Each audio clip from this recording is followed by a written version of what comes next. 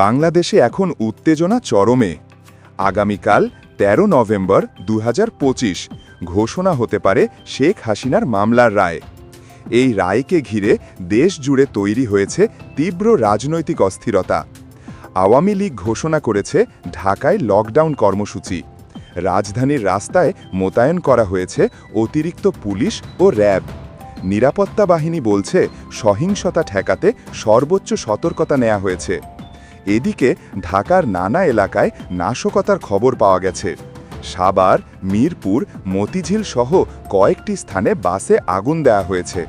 কিছু জায়গায় বিস্ফোরণও ঘটেছে বলে জানিয়েছে স্থানীয় সূত্র।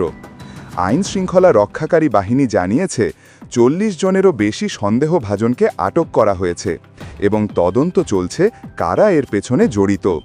রাজধানী এখন কার্যত অচল অবস্থায়। পরিবহন বন্ধ, দোকানপাটে আতঙ্ক আর সাধারণ মানুষ অপেক্ষায়।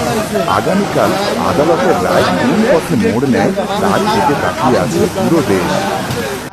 ঘুমায় রয়েছি ভাই। হ্যাঁ হঠাৎ করে দুইটা হুল্লাদ করে লোক আছে। হ্যাঁ আগুন মাইরা দিচ্ছে। কি করছে?